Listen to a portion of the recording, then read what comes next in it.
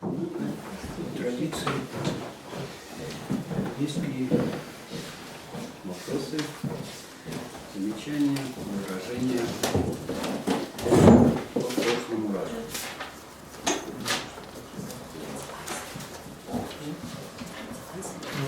У меня возникла такая каламбура, что когда называть Минск городом хворой на вёску. Поэтично. Что коли называть? Давайте называть. Ну, когда всегда правильно разговаривать. Потому что певний штамп города у Минска явно есть. Это зрозуміло, що те, що лише не хватає. И вот это стан хворобы.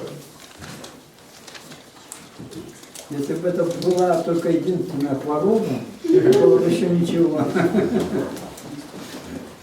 Ну, як певний виток, витяжнути з кошиком.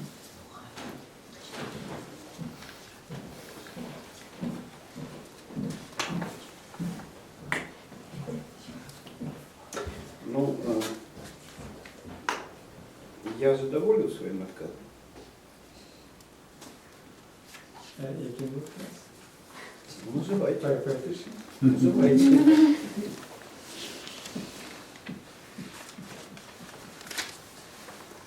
Критичний отказ. Я сказал, называйте. Вы пытались. Что коли мы будем называть Минск хворым на вёску? Я сказал, называйте.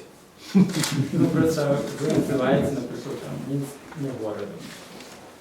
Ну, ці намікається на це. Я?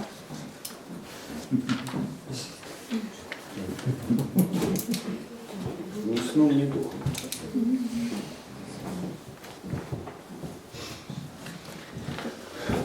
Погодите, про что наши лекции?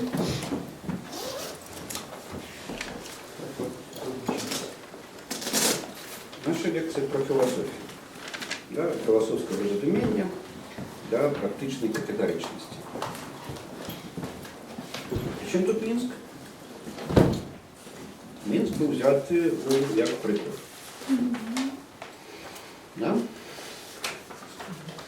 То коли комусь захотелось называть Минск городом хворым на вёску.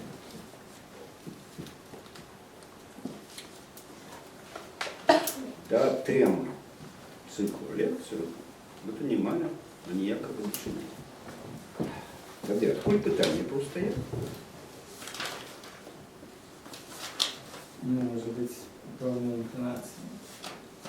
Ну, мені здається, ну, як не просто так взяли Мінське, ніякий приклад у контексті.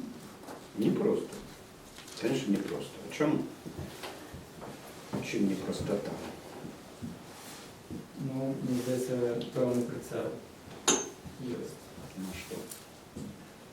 Ну, ніяк, ніщо з Мінським робити, наприклад. Ну, хоча б до цього.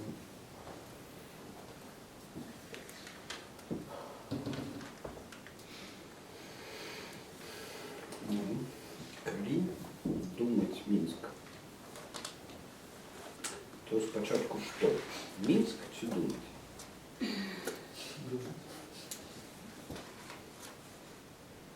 Ну, пошук ідеї.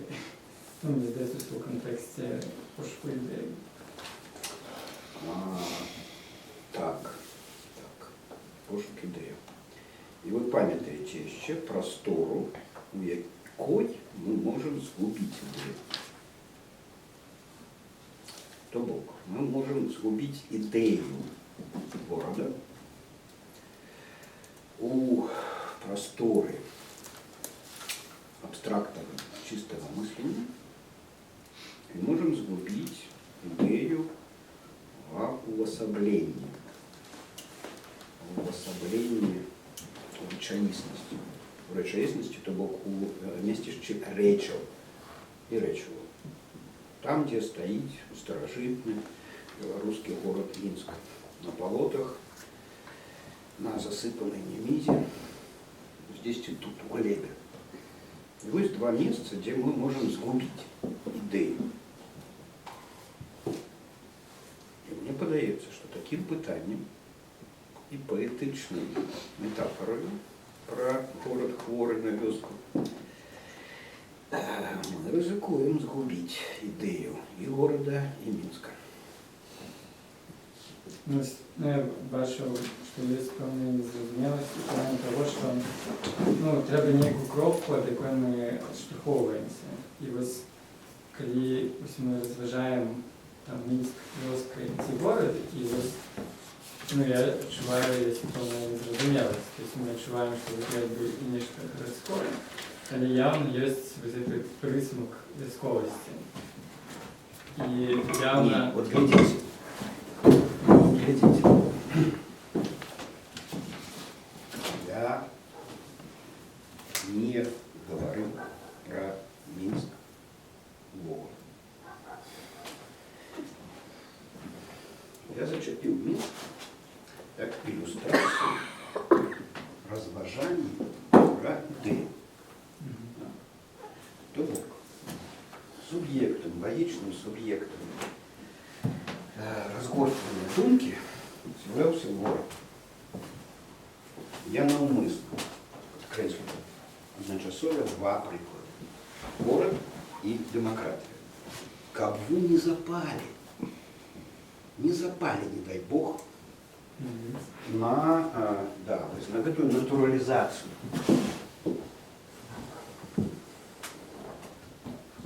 Бокалі, западите, вам треба йти до дитсадовських урбаністів, яких, напевно, може зацікавити така метафора. Город хворий на вёску. А тут оживляється селекція людей, які здольні зачепиться за ідею і далі эту ідею думати, ворочать її у просторі мислі.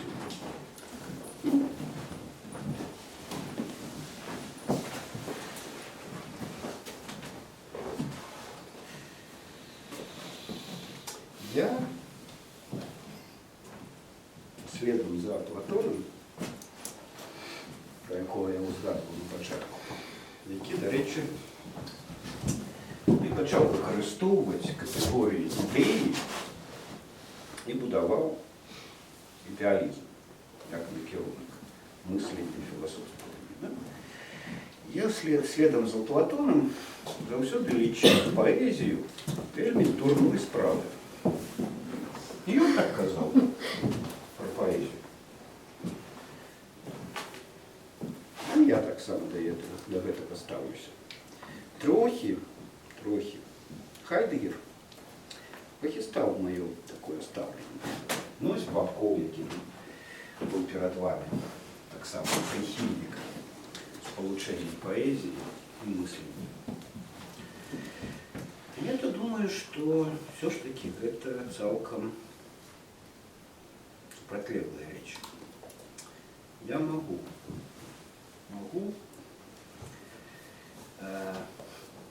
только одно место с получением мышления и поэзии даровать Хайдегеру, про что прочитав, зрозумів зовсім не так давно, але ж звичайно на лекціях чи на викладах, в яких я більш-менш орієнтуюся, більш-менш упевнений. Я этого покуль не роблю, бо я з цим ще не зжився, не звикся. Ну, може бути, трохи навіть сьогодні я поспробую це закранути.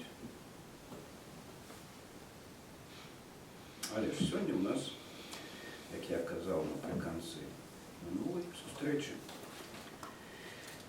буде розмова про мислення. Про мислення як таке. Да? Тому не ведаю, наскільки я задоволю своїм відказом вас. Я ще більше не буду на этом спинитися.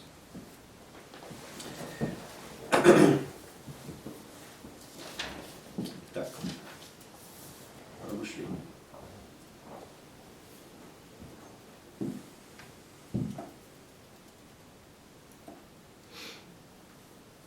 Как вы думаете? Вот то, что сейчас произошло между мной и коллегой, это было мышление? Ну нет, мне кажется, нет.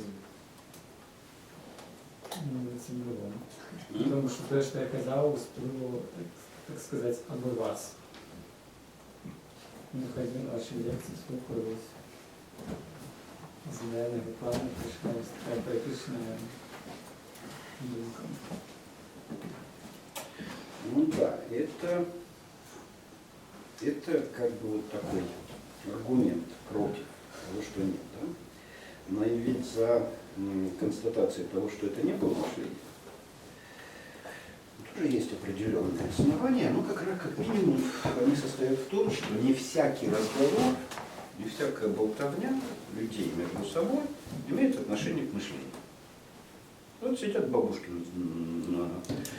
на скамеечке у подъезда и треплются про то, какая у вас мода у молодежи сейчас вот странная, в шапочках ходит. Что-нибудь такое. Есть там мышление? Мышление участвует, но это обыденное мышление. Не теоретическое, не Понимаете, вот морализирующее. как бы, когда мы говорим обыденное мышление, теоретическое мышление, мы имеем в виду, что и то, и другое все-таки мышление. Да? Да. А вот представьте себе категорическое утверждение, что никакого обыденного мышления не бывает. А может ли человек говорить не мысля? Ну, конечно, может. Магнитофон же может говорить. Ну, магнитофон, да, потому что его записал мыслящий человек. Да неизвестно, мыслящий или мыслящий. Может быть, там поэзия была. Там мышление.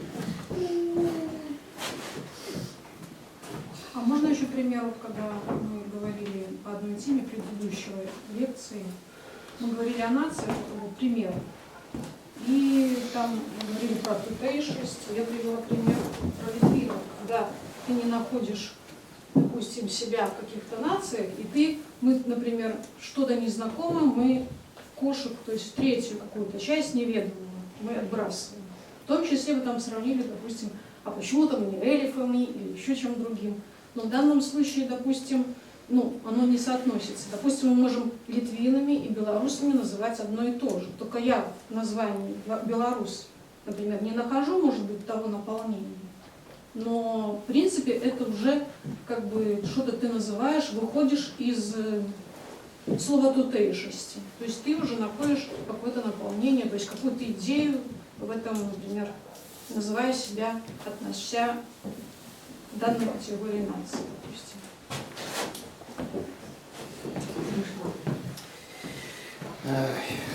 Ладно, я сегодня робкий, осторожный. Это мышление или нет? Раз мы уже заговорили о мышлении. Ну вот смотрите.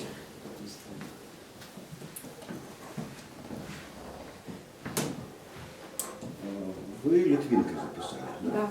Да. Я хочу выпиться. Жалко, коллега сидит в таком месте, где мне трудно попросить ее встать. Ударите голову осторожно. Так вот они какие. Вот они. Все видели, да? Да. Все видели.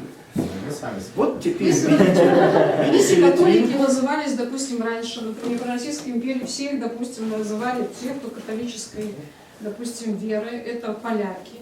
А я, допустим, не ощущаю себя полькой, хотя у меня по паспорту советскому еще написано было. И я себя не нахожу, допустим, в Беларуси, я не считала, допустим, себя белорусской, но и не полькой. Вот, если было бы такая категория, и не тутейшей, например. Вот когда я прочитала, ознакомилась с историей Беларуси, и то, что оно, допустим, у меня нет тяги к Востоку, к Российской империи, я ценю европейские ценности, мне показалось, что вот это вот именно то, что я нашла. Придется мне все-таки Когда меня сравнивать с эльфом, мне это как-то очень не нравится. поэзией. Человек клево. Итак, наблюдая воочию литвинку, что-нибудь белорусы, сказать Мицкевич, про допустим. вот эту вот категорию людей? Это кто такие? Мы видели один экземпляр. Мы можем сказать, что все литвины женщины. Можно предположить. Ну а с какой стати? Мы видели пока один экземпляр. Если больше нету, то да. Ну, может, правопреемники Великого княжества Литовского, Ну, здесь же вот. раньше назывались Только не всё литвины. сразу, не всё Ну, сразу. хорошо. Можем мы сказать, что все литвины разговаривают на чистом русском языке? Ну так, мы же слышим. Покуль Я можно. могу по-белорусски размовлять, так что... Они еще по-белорусски могут. Еще я смею утверждать, что все литвины не эльф.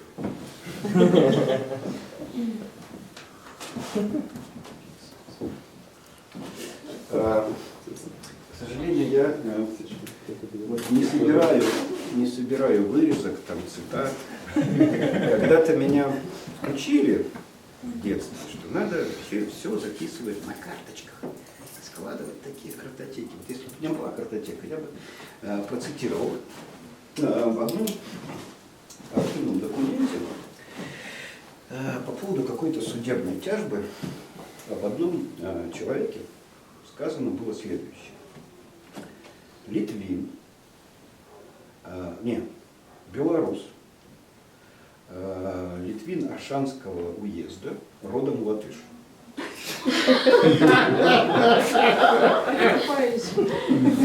Нет, это было самоопределение человека. Нормально. Его записали там в каком-то судебном этом самом вырезке таким образом. И спрашивается, что мы должны думать? Нет, я возвращаюсь, и тут мне, в принципе, не нация, меня не волнует, я, в принципе, как записалась, я так и считаю. Я не хочу переубедить никого. Я просто хочу, чтобы мы, когда рассуждали, то, что мы не знаем, допустим, вот человек не определяется, он называет себя тутейшн, да? Это куда? В третий кошек, как вы говорили, туда его отнести, этих тутейшек, там, еще многие там, допустим, Вот у нас есть национальное место, мужское.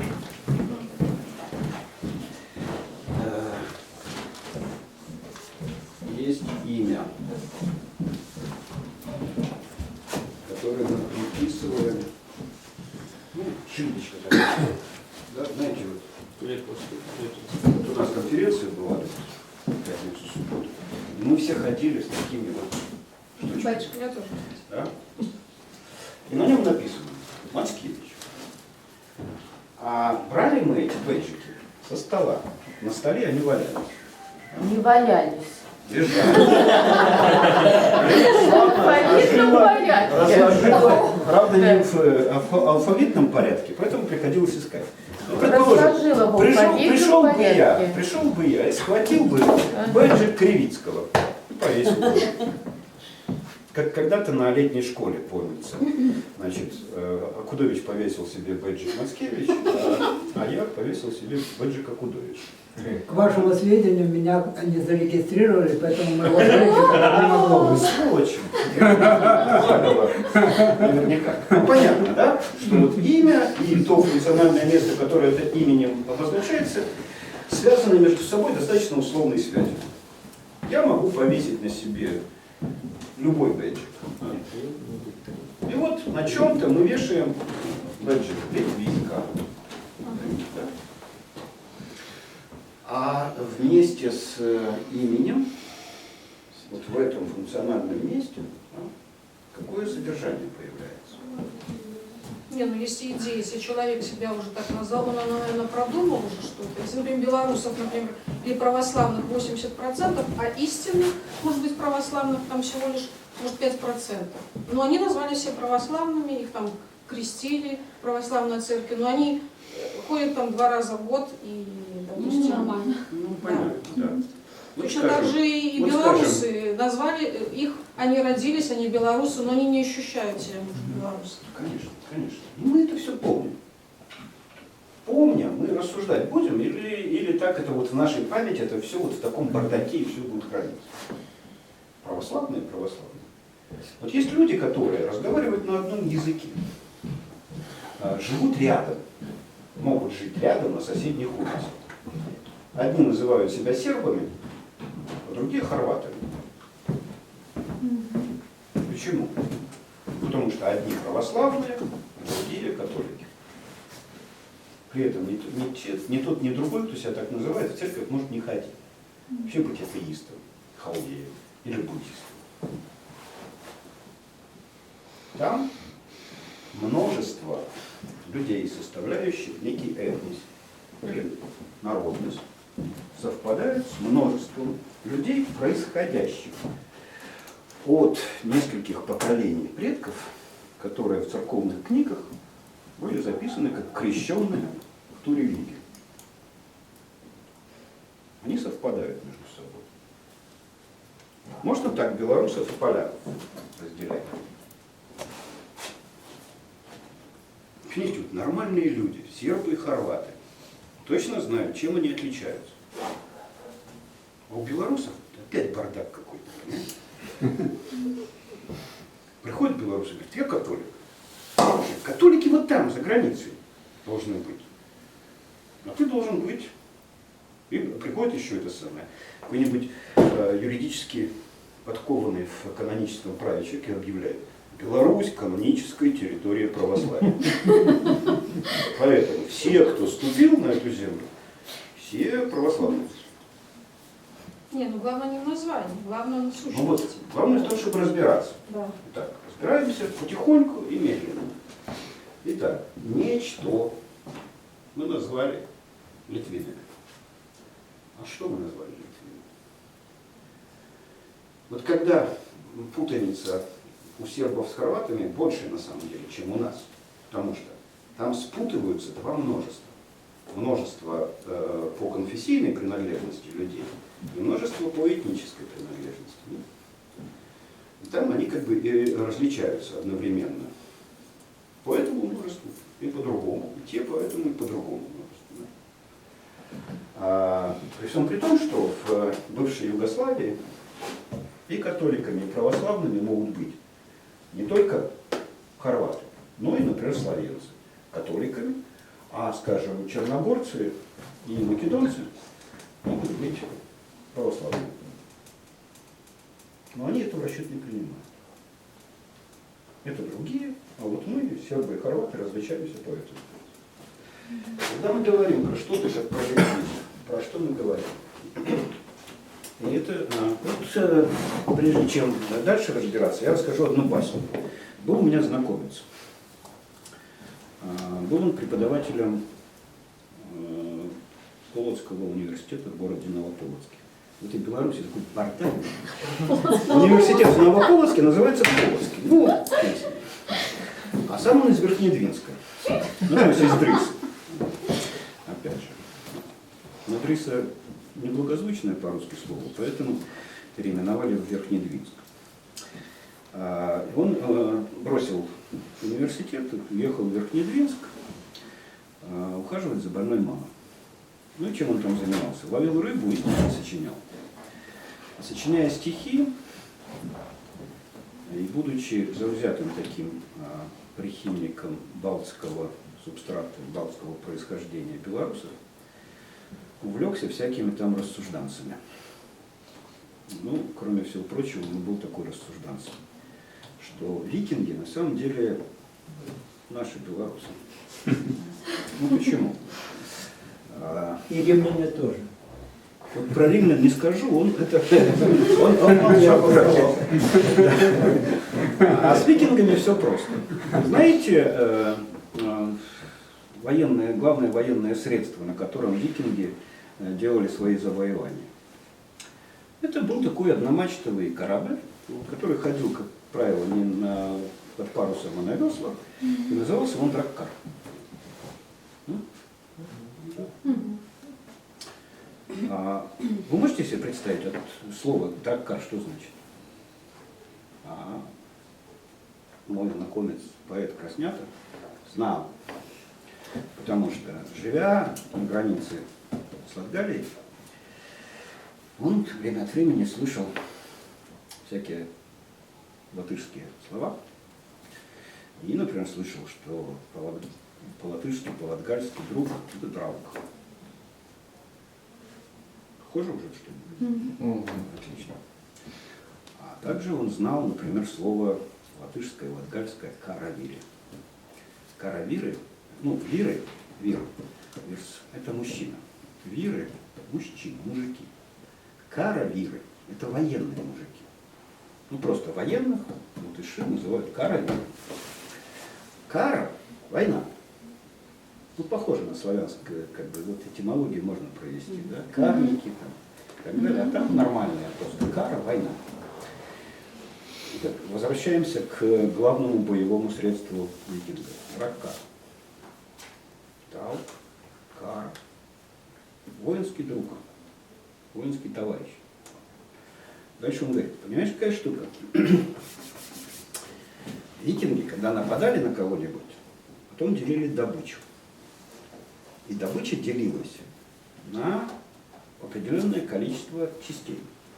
На количество людей, вышедших на драккаре на бег, плюс 1.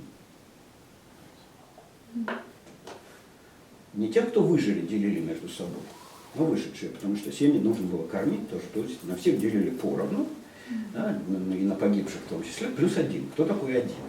Воинский друг. Драккар. Поэтому никакие викинги, не скандинавы, вполне наши люди. Но дальше, это ладно, это как бы вот такая, как бы, да, рассуждение поэтическое, этимологическое, которое, в общем-то, запрещено в научных изысканиях, ну, поэтому, может быть, тоже указ. Дальше он говорит, ты знаешь, откуда литовцы происходят? Литвин. Слово элита, знаешь?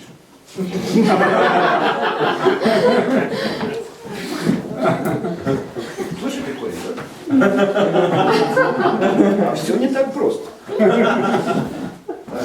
Элита по-французски, если взять древний французский язык с еще тамошними артиклями, там элита. Элита происходит именно из старофранцузского языка. Потому что они восходят не какой-то латыни, там, или еще чего-то, из старофранцузского языка. И словом элита называли наемников, которых французские короли приглашали для личной охраны. Ну, соответственно, эль артикль, лита, корень, литовцы. 8 век. Да?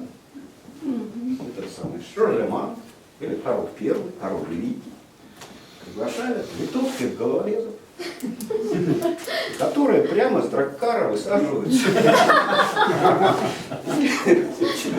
Все набираются до Парижа.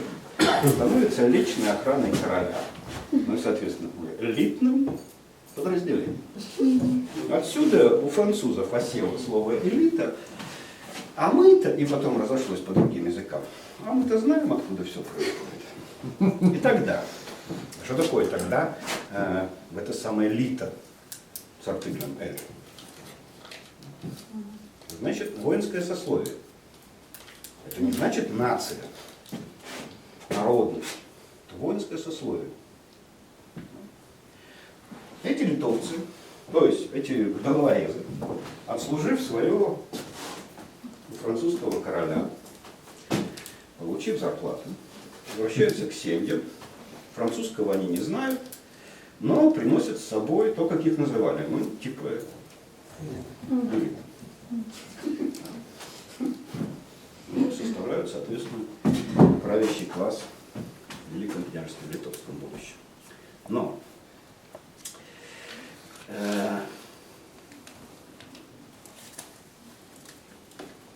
вот я спрашивал вас про атрибуты и характеристики литвинов, которые мы можем наблюдать на основании предъявленного нам единственного экземпляра. Да?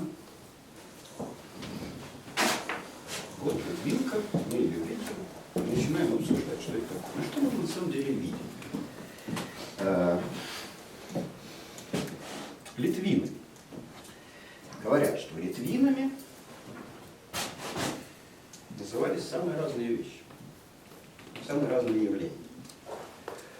Никто в Великом княжестве Литовском не путал между собой жамоитов, аукштайтов, ятвягов, татар, славян, еще палачан, там, радимичей там, и так далее. Да? Все они как бы понимали, мы это мы, а это вот они. Да? Они могли путаться языками. Ну, например, в какой-то деревне жили ятвяги и назвали эту деревню, соответственно, там, Вертелишки, или там, Кольчунишки, или еще как-нибудь. Да? Потом постепенно, за несколько поколений, они все заговорили по-белорусски, ну, потому что их так учили, или пан так требовал с ними разговаривать. Да? Они забыли свой ятвяжский, балтский язык, перешли на старобелорусский. Как бы, да? По крови они остались этими, а заговорили там на другом языке. Такое бывало. Но, тем не менее, всякий раз все люди отличают. Вот там лавасы живут, а вот тут гуды. Там, ну или еще как-то, да? И все они при этом называются литвинами. Тогда литвин это что такое? Точно не этническое название, правда? А политическое. Политическое. И оно имеет смысл в политическом контексте своего времени. Соответственно, в наше время оно смысла не имеет. Так и есть. Потому что евреи, которые жили на землях бывшего княжества Витовта, когда он их сюда, собственно, запустил, а оно простиралось тогда, как известно, от моря до моря, ну или, по крайней мере, от Вильни до Карпат, да, и они селились по всем этим землям. А потом, по какой-то там политической, из-за какой-то политической фигни, то, что составляло начальные как бы, земли образования нового восточнославянского русского государства, отошло к Польше, к Речи Посполитой. Граница, ну, как бы, Великое княжество Литовское сократилось, граница почти проходила по тем же местам, где сегодня проходит между Украиной и Белоруссией. Вот та часть Украины, они остались в Польше. А евреи-то одни и те же. Но тем не менее, евреи стали себя называть по-разному. И те, которые жили уже на этой части, оставшейся части Великого княжества Литовского, стали называть себя литваками. Ну, чтобы не путать с этими гоями и поцами, которые они есть евреи. Да? Вот литвины и литваки. Политические названия. Никакого отношения к этносу, нации, тому, что называется национальностью в наших анкетах и паспортах, не имеющие. Я понимаю, допустим, вы назвали вот эти регионы, Вертелишки как раз тех мест. Допустим, у нас все считаются 80% поляки, потому что поляки там, они такие же, как и я, допустим, разговаривающие на смеси. Они белорусы обычно. Ну, ты Все, понимаете, они все, что это польская, можно сказать, диаспора, все. как нам сидящие. было сказано, Минск, город, горы на вёске. Белорусы – это нация, нет, хворая на поляков.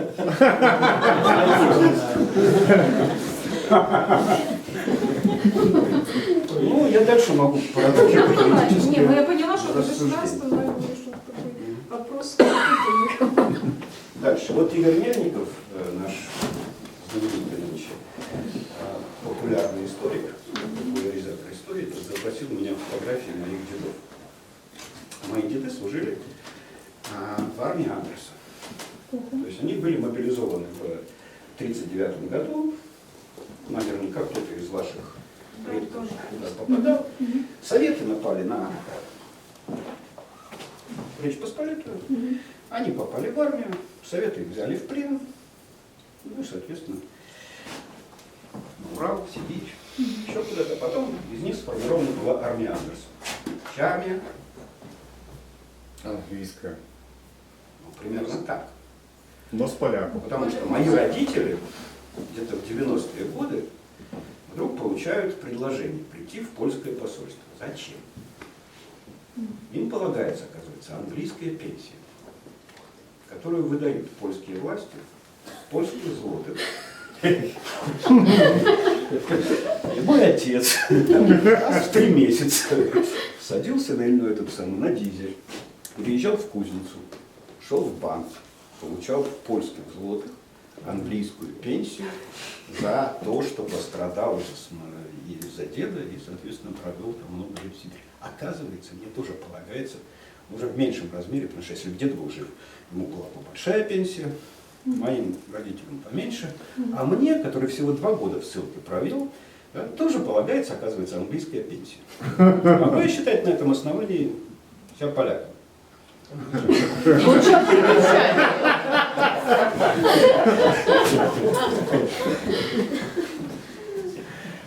Ну хотя бы претендовать. Теоретически, да. Вот. А когда мои деды рассказывали мне про английскую армию, ну, это цирк. Слушай, говорит, переезжаем из Египта в Торонто, где высаживаются. А? Нормально такие языки. Ну да, они там такое на базе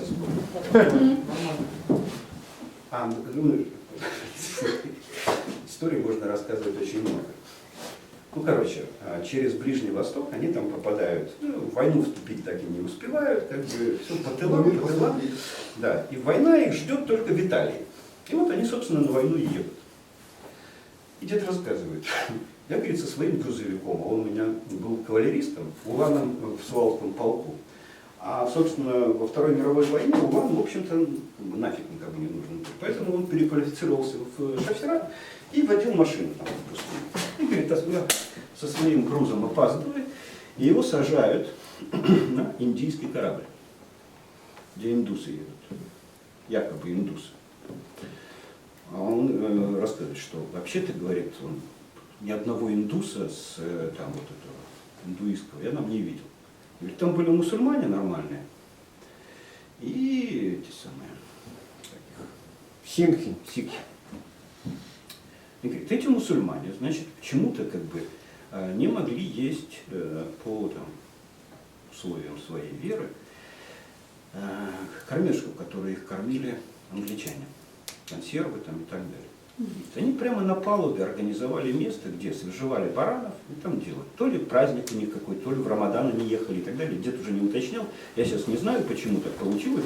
Он говорит, представляешь, едем вообще воевать, а тут как бы эти бараны раздекают. Все дела.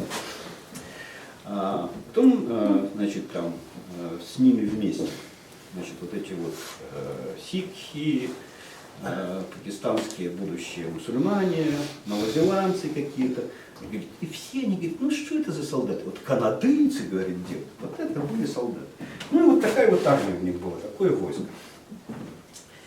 И, понимаете, это все политические штуки. Потому что когда они участвовали в этой битве за Монте-Кассино, выбили немцев с юга Италии, дошли до Рима, ну и поляки же, поляки. И всех их на площадь Святого Петра, и Папа Римский благословляет их на дальнейшую войну с фашизмом. Кого? Поляков, естественно. Поляков. Потому что пока они служили, собственно, на территории Польши, у каждой конфессии в Польше был свой капеллан. У православных, соответственно, свой, у католиков свой, у евреев свой, и у мусульман свой. Вот если вы поедете в Каты, мемориал в Катыни, где расстреляны польские офицеры, да, вы там сходу увидите 4 религиозных символа. Все 4. Католический крест, православный, мусульманский и иудейская звезда Давида. И все они там, видите, в одном братском кладбище. И когда вы ходите по стелам, читаете, все поляки. Все. Ни про кого не сказано, кто они там отдельно. Ну и там же их как бы всех благословляют, как поляков, на борьбу. Все эти вещи, они текучие и плавающие, и все они уместны и своевременны, или неуместны и несвоевременны. И когда мы начинаем рассуждать и разбираться, то предикатов или сказуем про это, для чего мы пришпилили название Литвин. Может быть, несколько, нам надо выбирать, что мы делаем с этим, что мы с этим можем делать. А что будет, если мы оставим только вот эту связку? И не будем обращать внимание на содержание или на предикаты. Вот это вот логический субъект. А вот это логические предикаты.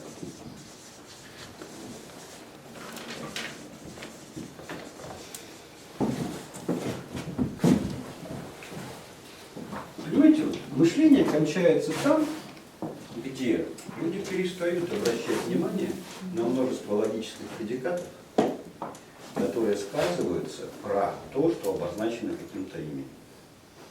А имя может быть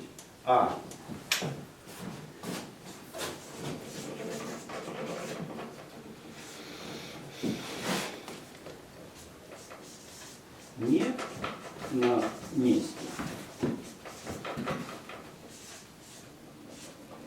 И Б, оно может быть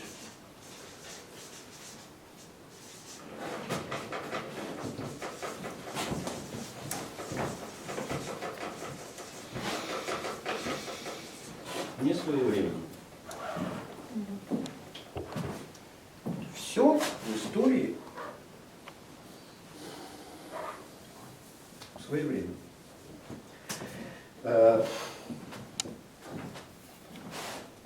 В детстве, начиная где-то там с 3-4 класса, я поступал следующим. В нашем детстве, в конце учебного года, мы получали учебники на следующий год. Ну, они были бесплатные, раздавались, там, и так далее. Что я делал? Как только заканчивался учебный год, нам раздавали учебники. Я прочитывал учебники следующего года. Соответственно, дальше мне, в общем, особо делать нечего было в учебном году, но, прочитав их, я, естественно, себе что-нибудь нафантазировал обязательно. Ну, например, в 5 классе история древнего мира, а история меня всегда очень увлекала. Я читаю про Египет, про Древнюю Грецию, Китай и так далее. Ну, Китай, там, Индия меня мало интересует, а вот греки с египтянами меня как-то очень захватили. Про них больше всего и написано, кстати. Значит, я начитался про них. И, еще Междуречье. Следующий учебник, менее интересный, но не менее захватывающий, география. Значит, я читаю географию, и там так или иначе представлена карта мира. Я начинаю, помня учебник древнего мира, открываю карту мира и нахожу там Грецию, Китай, Индию, но не нахожу Вавилона и Египет. Это сейчас на современных картах есть такая страна, Египет. Тогда не было. В наше время была Объединенная Арабская Республика. Но, слава Богу, Объединенная Арабская Республика уже к тому времени распалась, да, и на соответствующие части, там, Сирия и Египет. Но Египет по инерции все еще назывался ОАР, Объединенная Арабская Республика. Я открываю современную карту и не нахожу там Египта. В Вавилонии, Ассирии тоже не нахожу. Ну ладно, я еще как бы соображал, что про корень слов в начальной школе учат, поэтому Сирия и Ассирия для меня как-то там совпадали. Примерно я локализовал, где находится эта дурацкая Ассирия. Да? А Вавилон? Пришлось изучать. Там Месопотамия, переводится как Междуречье, реки Тигр и Ефрат, нахожу Тигр и Ефрат, ну и как-то локализую эту дурацкую Месопотамию. А Египта нет и нет. Ну Нил. Да, почему-то думаю, такая могучая цивилизация, и вот нету. Китай есть, а Египта нету. Когнитивный диссонанс. Тогда, если бы у меня такой учитель был при учебнике, я бы спросил учителя, он бы что-нибудь набрал мне, я бы как-то там это себе устаканил. А так у меня запала проблема, и я с этой проблемой живу до сих пор. Серьезно, вы смеетесь?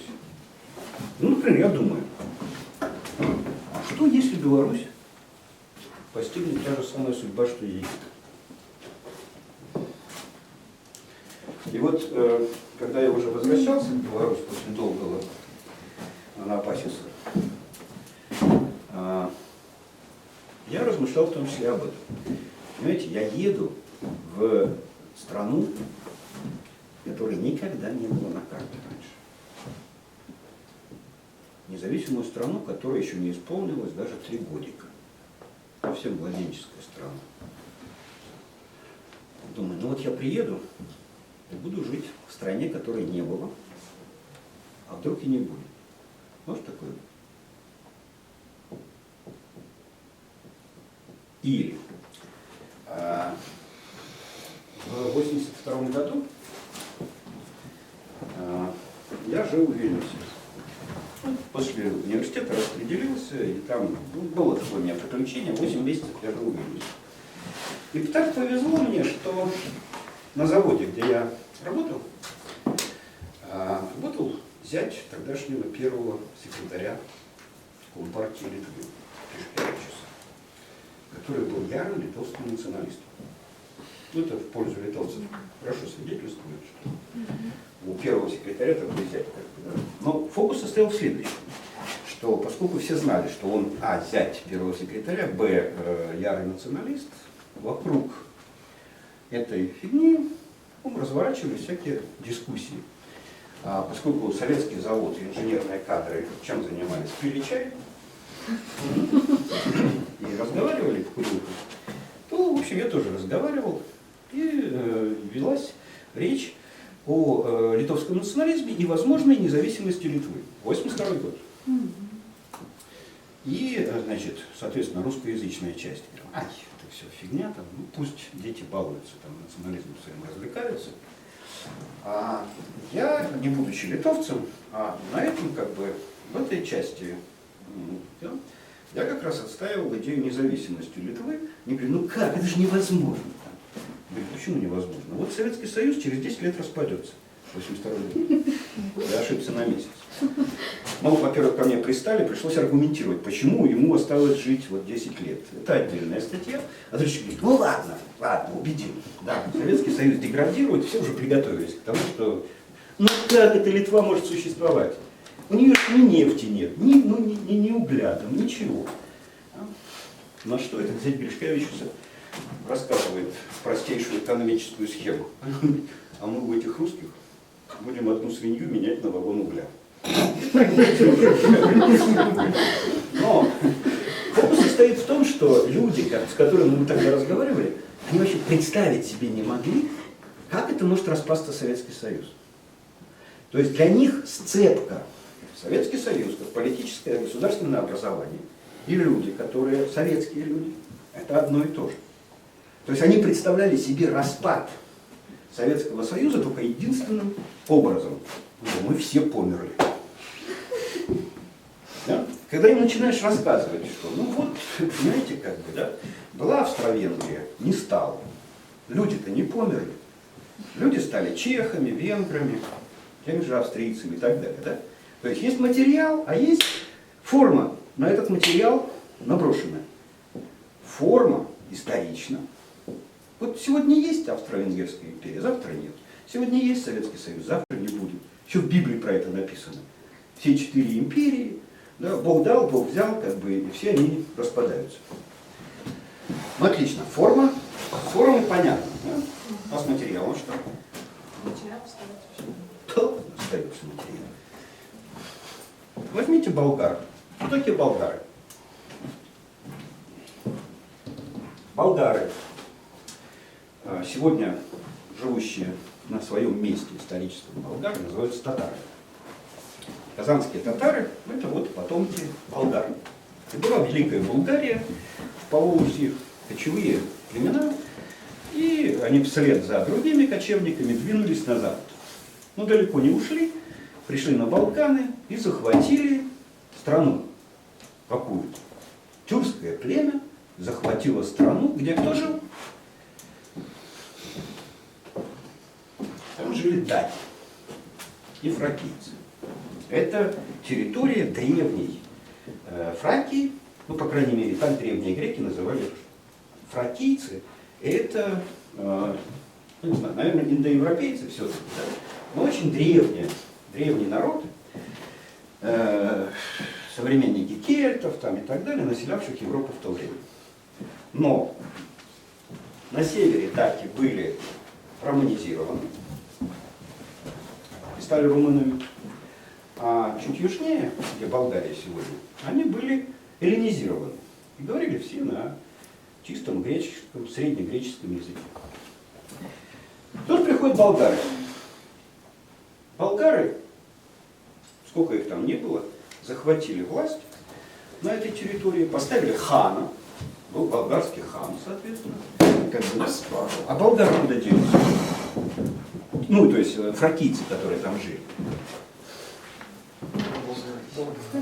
Стали болгарами. Они научили этих кочевников, захвативших и поставивших хана, своему греческому языку. Значит, и сказали, мы согласны называться болгарами, но только вот. После этого туда идет другая орда, уже славян. Они приходят и начинают разбираться. Ага, хан у нас тюркский, имя у нас тюркское, материал, субстрат у нас фракийский. А вы кто такие? Мы славяне. А что нам от вас надо? Ну, блин, не знаю. Гены мы вам свои не передадим. Хана менять. Какая разница? Хан, князь там. В общем, пусть остается хан. Пусть он называется болгарским. И мы станем болгарами. Но вот язык вы только наш уже возьмите. Да? В результате язык славянский, имя тюркское, субстрат фракийский. Ну, а тут еще Византия со своим православием, Кирилл и Мефодий со своими буковками там, и так далее. Ну, в общем, полный бардак. Вот в таком бардаке мы все живем. Что изменится, если вы называли, в переписи назвали себя литвинкой?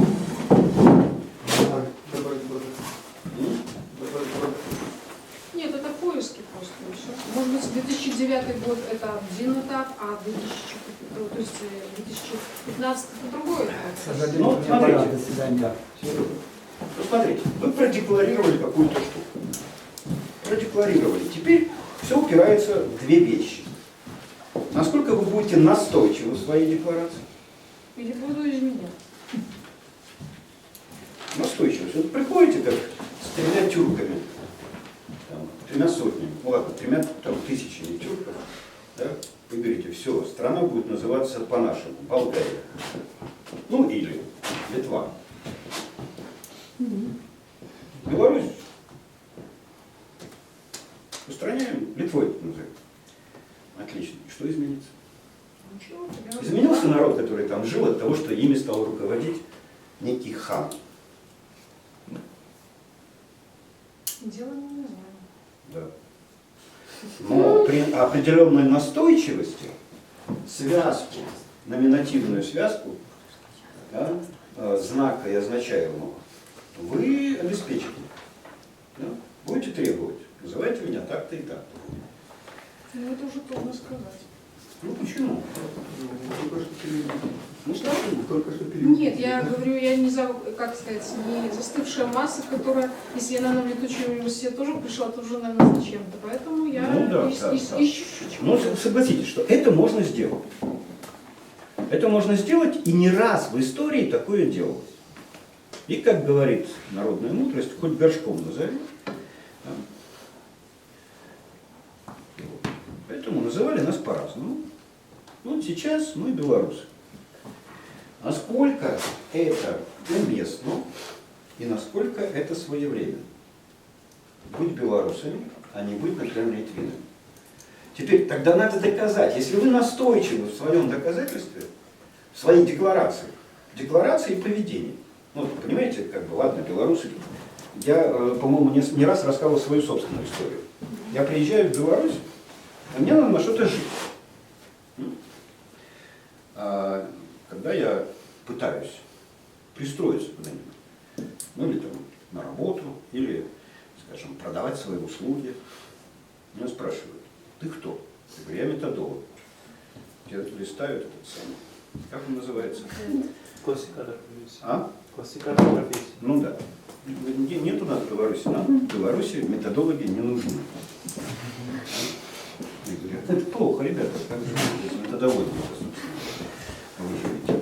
Он говорит: а у тебя же в дипломе написано психолог. Давай мы тебя психологом возьмем. Не, говорю, я методолог. И настаиваю на своем. А у них нету. Понимаете, нету. Такого места. Если будет, придет время, будет и место. Ну, теперь оно уже как бы есть. Дальше, а что ты умеешь? Я говорю: ну что, я мыслю. Что делать методолог? Ну, нет, нам такие услуги нафиг не нужны. А я по-прежнему настаиваю. Понимаете? И вот моя настойчивость на самом деле ведет к изменениям в Беларуси. Я это называю культурной политикой. Не было места методолога. Через сколько? 97-й год. Это прошло, ну, 4 года, 3-4 года. Меня берут на работу. Берут на работу в Республиканский институт профобразования. И под меня делают отдел методологии.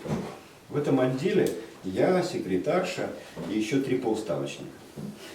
Вы смотрите, 3 это 1,5 ставки методолога, и я начальник методологический.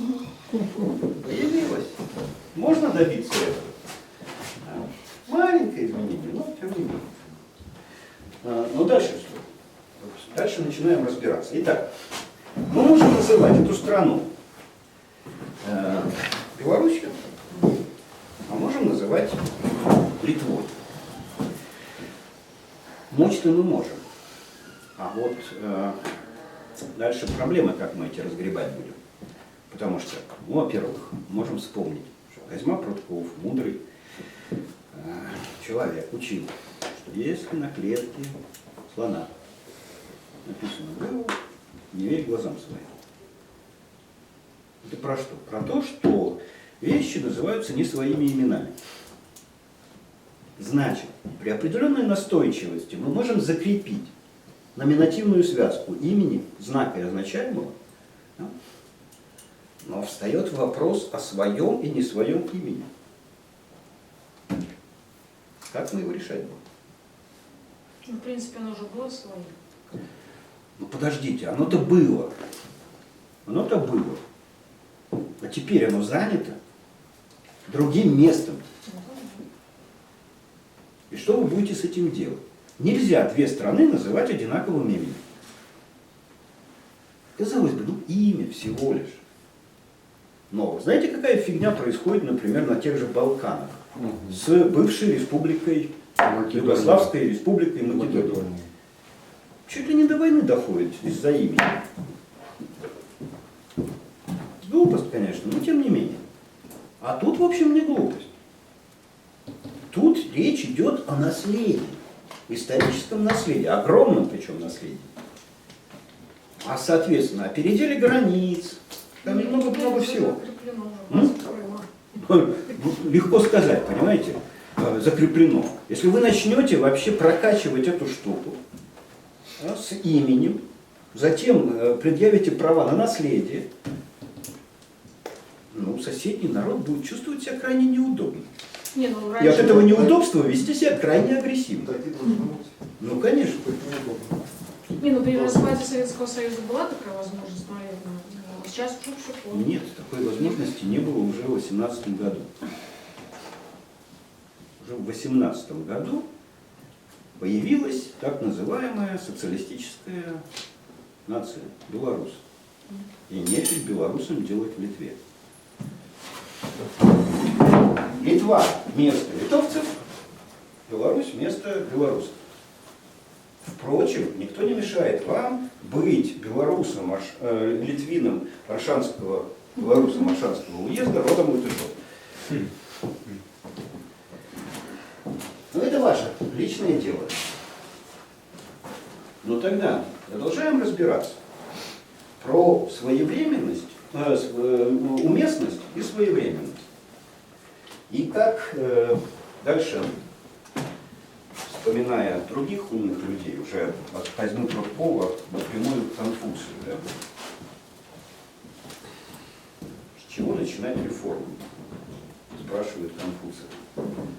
Он говорит, с исправления имен. Или он еще говорит, что когда слова утрачивают свое значение, народ утрачивает свою свободу. Видите, когда мы все называем не своими именами, более того, игнорируем связки, имя или знак означаемое, игнорируем все предикаты, которые могут быть приписаны этому функциональному месту, мы, как это сказать, мы полностью отказываемся от мышления, убиваем мышление. Мышление – это то, что учитывает все вот это. Мыслит в категории места национального и так далее. Любое имя, присобачиваемое сюда, рассматривает на предмет местности по отношению к этому месту. А дальше, помимо имени, поскольку имя, вот знаете, философия имени – это отдельная как бы штука, но Иосиф, по-моему, даже пытался как бы эту штуку разрабатывать. Но очень хорошо, поэтично. Шекспир про это рассуждает, когда разбирается с Монтеки и Капулетти. Да? Что и в имени тебе мое? Ну да. Ведь если там Розу. розу называть, Как не да, назови, будет розой. она и пахнуть будет как роза, и шипы у нее останутся там и так далее. Вот. Поэтому имя – это переменная штука. Переменная, и можно менять шильдочки. Похудович, Мацкевич, Кривицкий, бык, слон, хоть горшком назови, да? А вот когда мы устанавливаем взаимооднозначное отношение, взаимооднозначную связь между именем и функциональным местом, это вызывает, обязывает нас к тому, чтобы мы начинали обсуждать предикаты и примерять, насколько эти предикаты, опять же, уместны и своевременны. Или, наоборот, неуместны и не своевременны. А как мы это можем определять? Уместность и своевременность. Откуда мы знаем, что своевременно, а что не своевременно?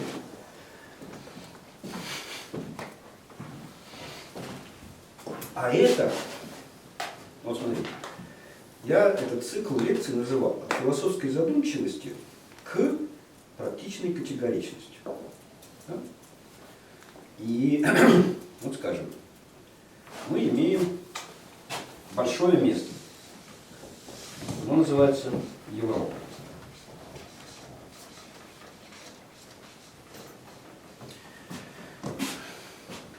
От Португалии до Урала. И вот здесь где-то в большом месте есть маленькое место. В центре почти. Говорят, даже Сам. Сам.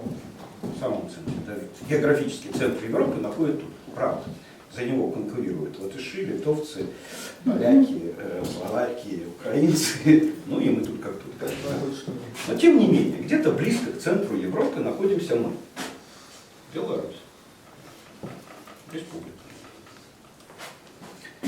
Видите, какой казус? Все страны на этой территории, и даже некоторые за ее пределами, входят в некую организованность. Она называется Совет Европы. Все, кроме Беларуси. Это что-нибудь значит? Иначе. А? А кто знает, что это значит? Как-то неправильно. Ну подумаешь, Швейцария находится в центре Западной Европы и не входит в Евросоюз. Ничего, живет как-то.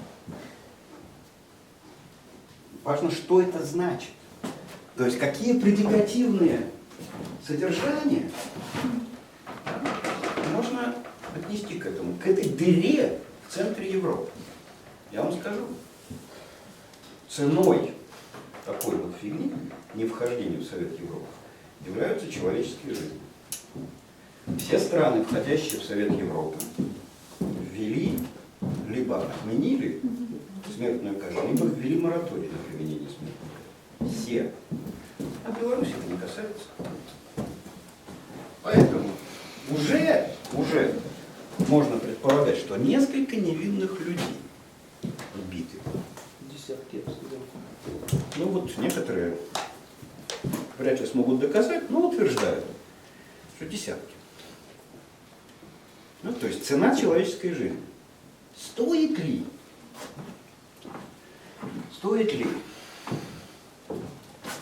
такого рода неуместность в центре Европы слезы одного ребенка, как говорил Достоевский, да? Или мы будем сказать, это не такая большая цена за суверенитет, за неподчинение требованиям Совета Европы.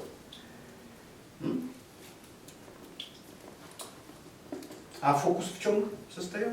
А в том, что сейчас вступить в Совет Европы оказывается не так-то просто. Во-первых, как бы, да, там главное требование ввести мораторий на смертную казнь, а нам смертная казнь, оказывается, позарез нужна. Мы от нее никак отказаться не можем. И вот недавно совершенно совещание на очень высоком уровне с участием там ООН там, и так далее, да, проходит, а президент говорит, нет, мы не можем поступить с этим. Народ против. Народ говорит против. Кого-нибудь спрашивали, народ? Ну, народ против. Президент так сказал. А вот кто виноват?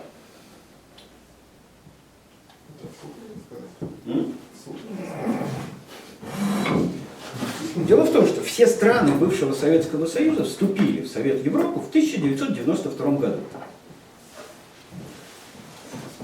Лукашенко не виноват, что мы не вступили. Он к власти пришел только в 1994. Почему мы не вступили в 1992? Вот скажите, пожалуйста, это практическое действие вступления в международную организацию под названием Совет Европы? Практическое. Причем тут философия?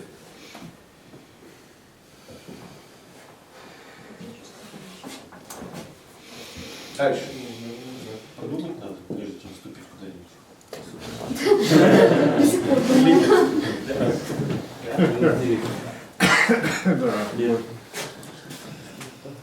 Но, понимаете, здесь цена вопроса. Смертная казнь, то есть человеческие жизни. Ну, подумаешь, десяток людей, в общем. Сколько там, Николай? Ну, в общем, фигня. У нас 10 миллионов. 10 человек. Десяток туда, десяток сюда. В общем, мы особо не переживаем. Да? Отлично. А вот когда Советский Союз распался в 1992 году, уже другая европейская организация. Она более тесная. Евросоюз. Предложил помощь бывшим советским республикам. Помощь, ну и как это,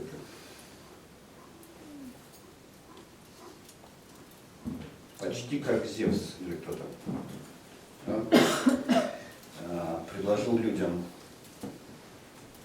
нет, Прометей. Прометей предлагал Зевсу жертву, да, выбирать.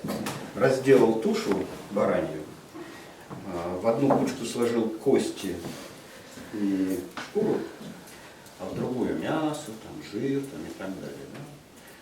Да? И покрыл это все шкурой. Да, точно. А там кости с жиром. Зевс посмотрел, вот там жирное, как бы выбирает это. Ну и Прометей ему говорит, ну это и всегда. В жертву будем приносить тебе барана, сами съедать вот из этой кучки, а тебе вот это вот. Харчуйся этим. Обманул, короче. Так и Евросоюз предложил всем странам бывшего Советского Союза помощь, ну, разложив на две кучки. Одна называлась ФАРЕ, кучка, другая называлась ТАСИС. строчки программы ФАРы и ТАСИС одинаковые.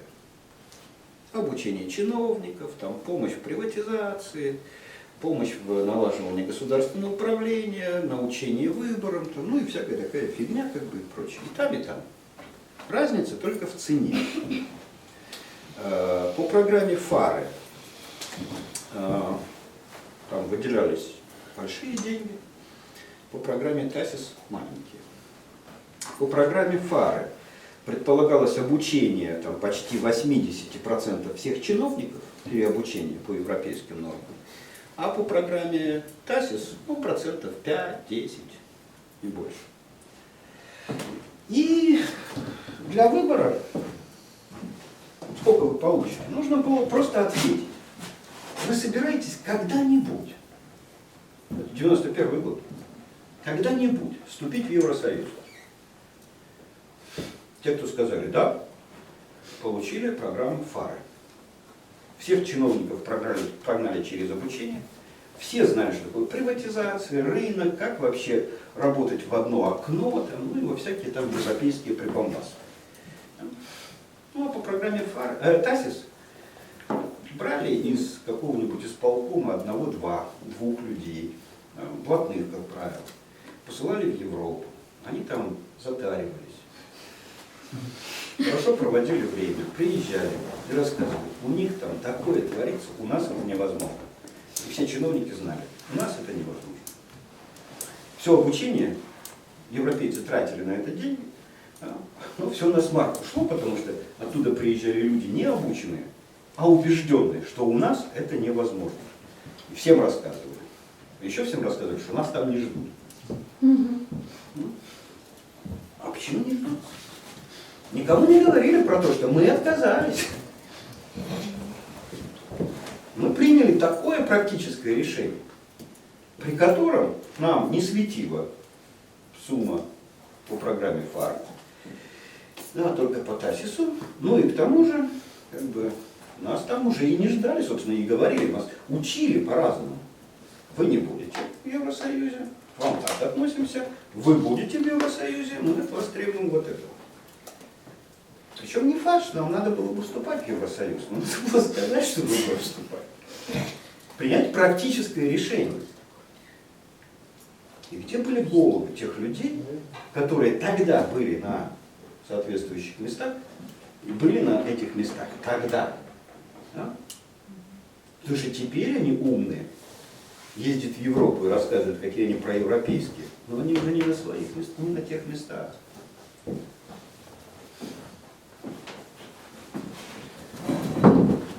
И практическое жевание соплей. Да? Мы не знаем, хотим мы в Совет Европы. Мы не хотим, давайте подождем. Мы не знаем, надо нам Евросоюз. Или нам в союзном государстве с Россией хорошо будет. Да? Не знаю. Мы ничего не знаем. Сегодня спросите белорусов на соцопросах. Вы куда ориентируетесь? Туда или туда? Половина скажет. Ну не половина, а несколько будет бормотать. Не знаю. От оставшихся половина скажет сюда, половина туда. Как на национальном уровне принять решение? Поэтому Лукашенко абсолютно справедливо заявляет. Народ против. Народ против. Почему? Потому что в народе этого, да, этим народом называют только Литвин.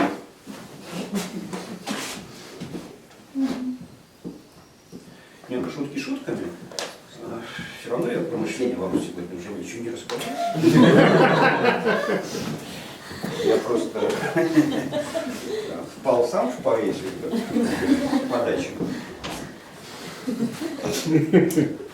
И одной Литвинку. Да. Плюс одна лекция. Вот есть люди, которые называют себя в Беларуси патриотами. Да? И они уже 20 лет выясняют, Мацкевич, он кто? Ну, честно вам говорю, есть такой сайт, гродненские там патриоты его делают, «Наша земля» называется. Там лет 10 назад, там 3 где-то или 4 статьи они обсуждали, вот прочитавшие, когда, вот как раз эта книжка вышла. Там они прочитали эту книжку и стали разбираться, москвич белорус или не белорус. Типа того. И тут на днях мне Шутов присылает ссылку, как на уже новом, другом сайте «Наша Перемога». Значит, там выясняют, я агент КГБ или ФСБ, и где как в Москве повышал квалификацию, чтобы приехать и развалить Белорусский народный фронт. И все вот эти штуки. Вот спрашивается, с именами как быть? Понимаете, когда мы говорим белорусы или литвины, на конференции последней, которая у нас была, так получилось, что последний доклад был скорее исторический, чем про воображаемое будущее по теме конференции. Михаил Николаевич докладывает, и рассказывает он про, ну скажем так, ландшафтно-природные основания белорусского стиля. У меня сразу зародился вопрос, ну, что-то меня дернуло начать совершенно издалека, с неолита. Я, в общем, потом мне Калиновский не дал спросить суть вопроса. А суть состояла в следующем. Вообще, мы, белорусы, один народ?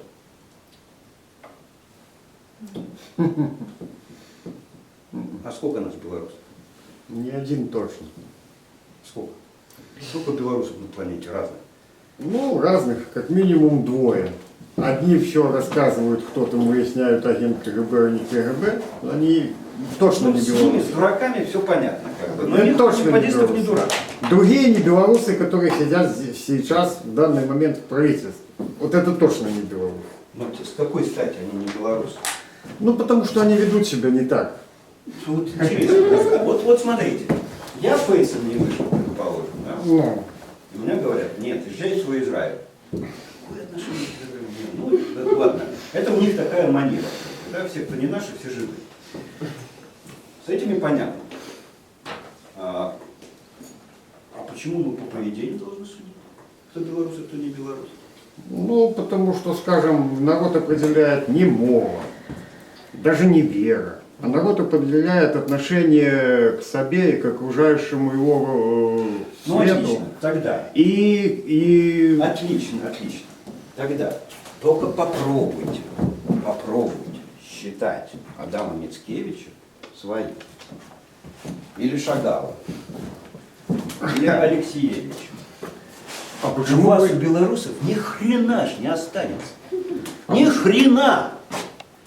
Вы такие богатые, что вы, разбрасываться будете определять. Этот по поведению не подходит, этот фейсом не вышел, этот а не надо разбрасываться. А зачем разбрасываться? А затем, чтобы не сочинять ерунды про белорусский стиль. Потому что опера «Фауст», написанная Радзивиллом, это белорусское достояние. А опера «Манюшка» это белорусское достояние. Белорусское достояние. А мы почему это не включаем? Почему мы этого не помним? А потому что мы знаем, что белорусы это мужик, дурный мужик, и только звездки. А? Не А в только. городах жиды, поляки и русские оккупанты. И все, что там происходит, к Беларуси не имеет никакого отношения. А я говорю, мы один народ. Ребята, мы один народ. И феодалы, магнаты, и купцы еврейского происхождения. Так это безумовно. Вот тогда не надо дров. И не надо пытаться делить белорусов на хороших, плохих и не белорусов. Но одни ни за что не пойдут в Европу, хоть ты расстреляй их. Ну это ни за что. Другие наоборот. А потому что у вас убедительных аргументов нет. Ребят, а что ж вы хотели, чтобы все единомыслием страдали? Вопрос номер вот, вернемся к тому, что мы говорили. 92 год, вопрос смертной казни. В чем? Ну, смертной казни, когда был вопрос вступления Совета в Европу. Ну, фактически, мы В захотели... 1992 году, я думаю, что не эта причина была. Это паровозом шло. Когда Азербайджан вступал в Совет Европы, думаю, что про смертную казнь народа тогда не спрашивали. И у белорусов не спрашивали. Другие заморочки были. другие заморочки, совершенно верно. Мы постоянно живем в заморочках. Вместо того, чтобы думать про идею и мышление, о котором как бы речь идет в этих лекциях. Он, понимаешь, думает, хворы на вёску у Минск или не хворы.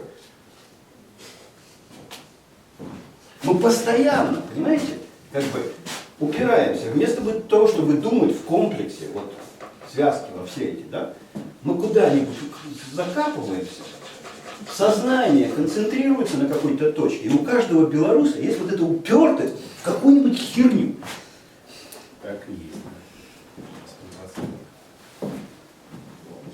Поэтому, понимаете, какая штука? Мышление есть в стране. Или нет? Или нет? Я имею наглость заявлять, что я методолог. Предмет моих занятий – это мышление. Это то, что я умею делать, то, что я делаю. Вы понимаете, я вынужден констатировать. В стране мышления нет. Я есть, а мышления нет. И пока страна, падла, не вступит со мной в нормальный диалог на встречности, пока вся дурь, выраженная в разного рода формулах, ну типа того, что настоящее имя наше Литвины, или мои крайние философы, говорит там Микола Круковский, белорусская вёсца. Не бывает на вёсце философии. Если есть белорусская философия, она в городах. А в городах могли жить евреи, поляки, немцы и прочие, французы. И это либо мы один народ, тогда это наше, либо мы как последние идиоты от этого всего отбрыкиваемся. Как эти самые патриоты из сайта «Наша Пирамова». Да? Меня белорусом не считают. А я, сколько себя помню, 6 поколений предков, ни одной примеси, ни одной, чистые белорусы, да? При этом как бы предки деда по матери, еще знаешь, что они униаты, греко-католики, он говорит, их насильно перевели, и это на памяти моих предков. Потому что по отцовской линии предки уже не помнят, их перевели где-то в 839 году в православие русское. А этих после 63-го года. Лесная деревня, туда не доходили еще. Как бы, да? Только после 63-го, когда уже повально всех переводили. Они еще помнили. И вот сколько я помню до начала 19 века, ни одной примеси, я белорус.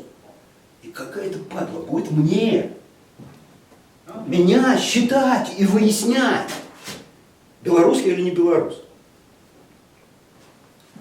А Лукашенко? Какая мне разница, цыган он, блин, украинец. Он белорус, он президент Беларуси. Да, он козел. Что же вы хотели, с козлами иметь дело приходится. И белорусы состоят из подлецов, преступников, гениев, не знаю там, да, великих мастеров, философов и так далее. У нас нормальный народ, нормальная нация. Поэтому есть все. И дебилы с имбецилами, и гении, и преступники, и святые. Все как у всех. А кто вы такие, чтобы решать, что вот преступники и дураки, они не белорусы? Вопрос не в преступниках, не в преступниках. И даже не в том, что кто-то там поляк, еврей, и он не белорус из-за этого. Вот может быть поляк, еврей быть большим белорусом, чем тот, кто называет себя белорусом. Хотя бы потому, Нет, что для... Нет, это не так. Вы же берете на себя право судить, кто белорус, а кто не белорус. Мне все равно, на чем вы основываете свое суждение. Я говорю, вы права не имеете. И я не имею, и вы не имеете. Никто не имеет такого права. Интересно. А как только вы берете на себя такое право, вы ведете, ну, во-первых, убиваете мышление. Во-вторых, вы начинаете сеять раздор и хаос. Лукашенко говорит, выбирайте себе другую родину. Поздняковские придурки говорят, ты не белорус, а ты белорус, как бы, да. Ну и все начинают вот эту вот фигню. Когда, это самое, нужно разговаривать и договариваться обо всем этом. Был такой Заев Жаботинский, один из лидеров сионистского движения 20-х годов. Еще до создания государства Израиль, но уже в организационных формах каких-то это все там проявлялось. И вот тогдашние начальники еврейские хотели пойти по евгеническому пути. Евгеника, знаете что такое? Евгеника — это искусственный отбор хороших генов, чтобы хорошая нация была. Вот немцы этим занимались в период фашизма. Там. Ну, евреи хотели тоже этим заняться. То есть пускать в Израиль, в землю обетованную, только качественных евреев. А вот преступников и плохих евреев пускать не будем. И Жаботинский тогда стал вот примерно как я. Вы жиды, кто вы такие? Чтобы решать, кто еврей, а кто не еврей. Вы объявили, что это земля обетованная для евреев? Вот будьте добры. Не ставьте никаких препятствий ни одному человеку, который сказал: я еврей. Я хочу здесь жить. И это правильно. А как только вы встаете в позицию воспитателя народа, как Бобрович никак не хочет понять эту штуку, я буду воспитывать в демократическом духе, понимаешь, белорусов. Спорить — спорьте. Критиковать — критикуйте. Доказывать — доказывайте. Если вам не удается доказать, это значит, вы привлекаете слабый аргумент. Но не берите на себя непосильную ношу, непосильную обязанность определять, кто есть кто.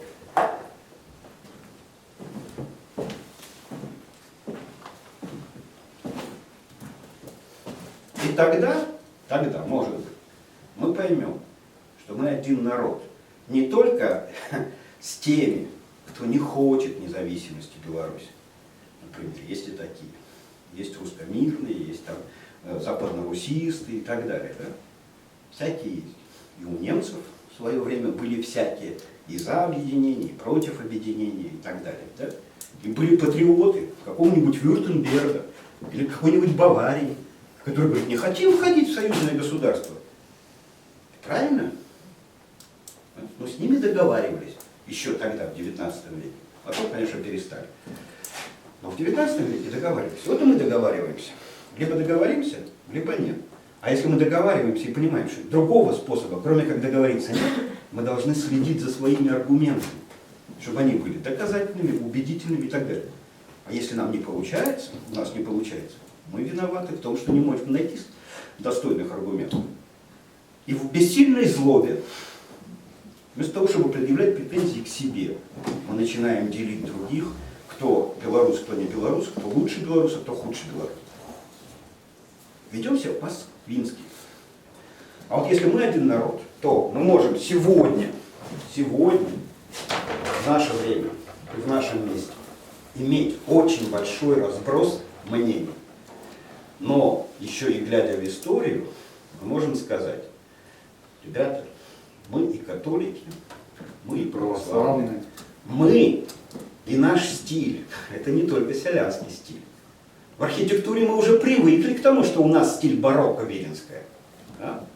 А вот в литературе еще не привыкли. В музыке мы еще не присвоили себе музыку из гродненского сшитка, с полоцкого сшитка, да, из этих самых министрелей, бардов там 16 века. Мы не присвоили себе даже оперу 18 и балета 19 века. Да?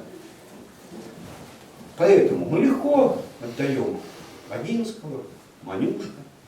Все не наше, это панское. А наш стиль, понимаешь, вот селянский. Да блин, интересно, вы видели когда-нибудь селянскую нацию?